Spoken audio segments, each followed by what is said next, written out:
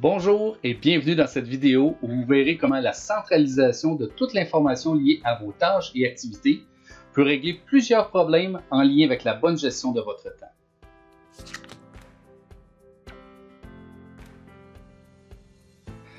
La centralisation de toute l'information liée à nos tâches et activités est l'un des piliers d'une bonne gestion du temps. Tous les outils de gestion des tâches, comme Google Tâches, Microsoft To Do ou l'outil de tâches intégré à Microsoft Outlook, permettent de conserver toutes sortes d'informations sur nos tâches. La centralisation de nos tâches permet de simplifier la planification du court, moyen et long terme, ainsi que d'éviter d'en oublier. Elle nous permet aussi de simplifier la priorisation.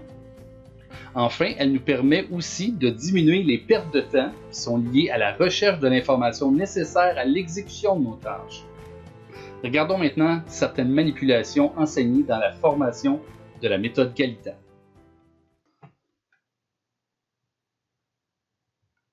Je suis actuellement dans la vue de ma planification journalière. Je vois ici les rendez-vous que j'ai dans ma journée, ainsi que la liste des tâches d'aujourd'hui.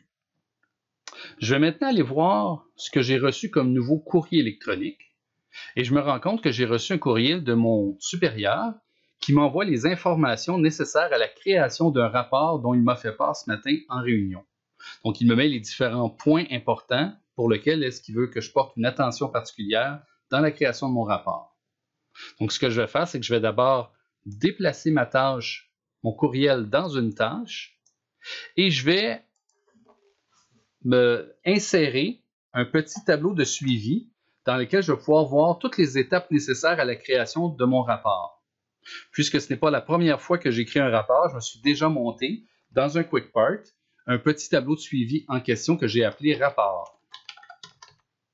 Donc, je viens insérer ce tableau de suivi-là à l'intérieur de ma tâche et je vais pouvoir m'assurer de prendre des notes et cocher chacune des étapes lorsque les étapes seront terminées.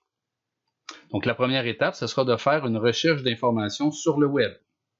Et je sais que ce n'est pas aujourd'hui que je vais pouvoir m'occuper de cette partie de tâche-là.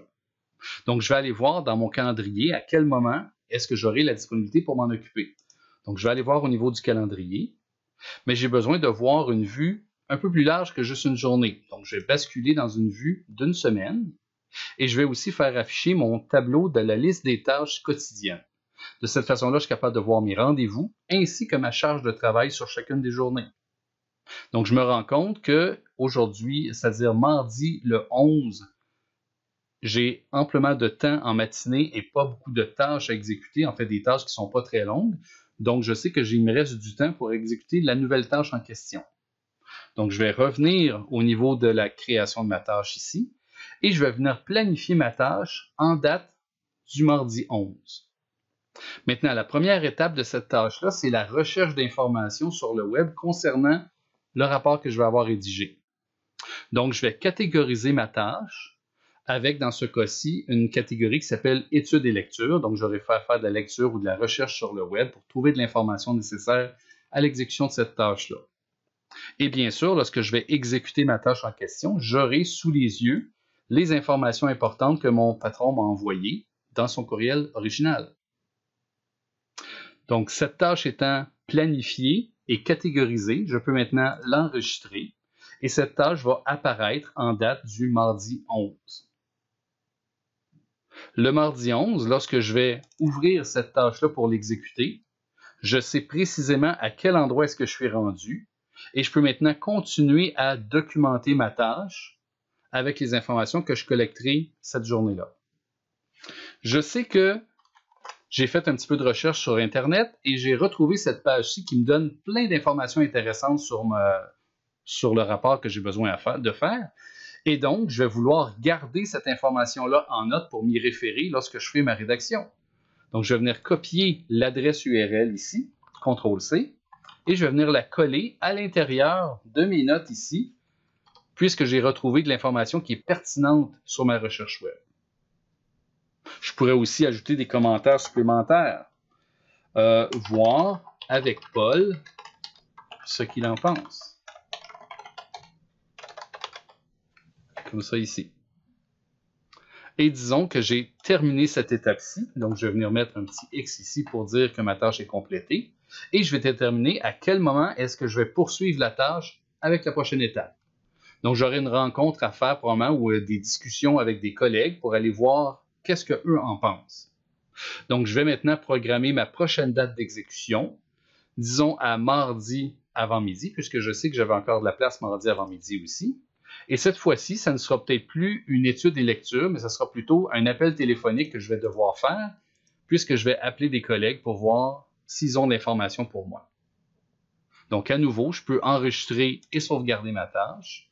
Et maintenant, ma tâche est rendue en date du mercredi 12 pour la prochaine étape.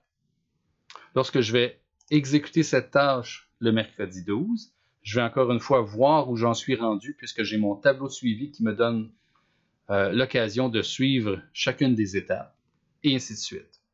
Donc, vous voyez que cette tâche-là devient le conteneur de toute l'information nécessaire à l'exécution de ma tâche. Donc, j'évite d'avoir à chercher des informations à tout moment. Lorsque j'aurai besoin d'exécuter ma tâche, toute l'information nécessaire est à l'intérieur de cette tâche-ci. Maintenant, d'ici à mercredi, j'ai reçu un nouveau courrier électronique d'un autre collègue qui m'envoie cette fois-ci un document PDF avec des informations encore pertinentes pour mon rapport. Donc, je ne vais pas créer une nouvelle tâche, je vais vouloir ajouter cette information-là à ma tâche déjà existante. Mais je ne me rappelle pas nécessairement à quelle date est-ce que cette tâche a été mise. Donc, je vais aller rechercher parmi toutes mes tâches la tâche qui concerne la rédaction du rapport du secteur minier. Donc, je vais chercher minier et je me rends compte que j'ai une seule tâche qui contient le mot minier. Et donc, je vais pouvoir ouvrir cette tâche-là et venir ajouter l'information que je viens de recevoir par courrier électronique. Donc, disons que je vais la mettre dans la consultation de mes collègues puisque c'est mon collègue qui m'a envoyé cette information-là. Donc, je vais pouvoir venir insérer un élément Outlook de type courrier électronique. Je vais aller dans ma boîte de réception, chercher le courrier électronique que je viens de recevoir, incluant sa pièce jointe, et je vais insérer cet élément-là sous forme de pièce jointe à l'intérieur de ma tâche. Donc, encore une fois, l'information nécessaire à l'exécution de la tâche va se retrouver directement à l'intérieur de la tâche. Lorsque j'aurai besoin de la consulter, je n'ai qu'à double-cliquer pour aller consulter le courriel ainsi que sa pièce jointe. Donc, vous voyez comment la tâche devient un conteneur super intéressant et polyvalent. Donc, je peux insérer du texte, je peux insérer des pièces jointes, je peux insérer des hyperliens, je peux insérer des images. Donc, j'ai un collègue qui m'a envoyé une image que j'ai sauvegardée sur le bureau de mon ordinateur et j'aimerais l'insérer. Donc, encore une fois, je vais venir ici dans le menu Insertion, Images. À partir de cet appareil, je vais aller chercher sur le bureau de mon ordinateur mon image qui contient... un petit instant, il faut que je le retrouve. Qui contient le rapport que je recherche. Ici. Donc voilà, c'est un petit graphique que j'ai trouvé et reçu de mon collègue que je viens insérer directement ici dans ma tâche. Je pourrai m'y référer lorsque je serai prêt à rédiger mon rapport.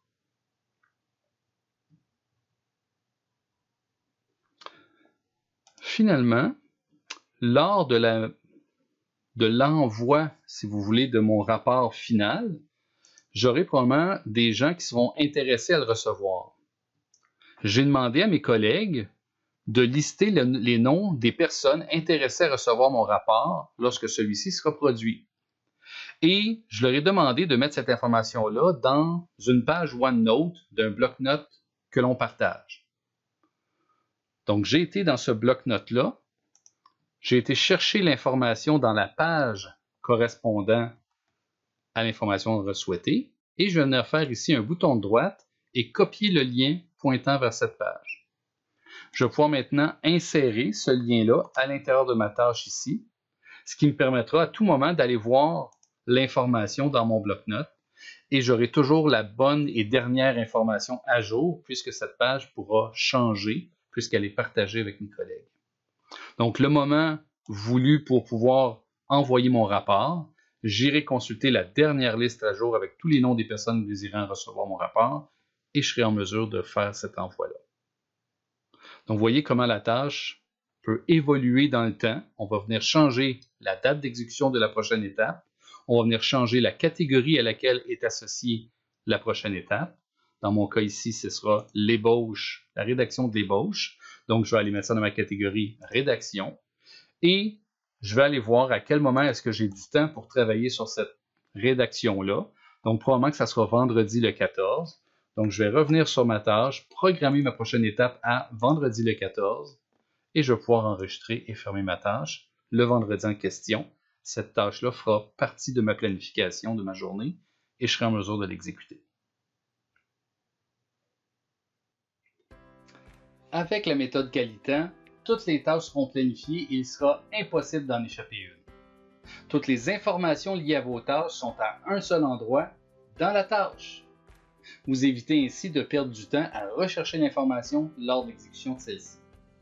La tâche devient un conteneur multimédia et peut contenir du texte, des images, des fichiers, des courriels, des tableaux, etc.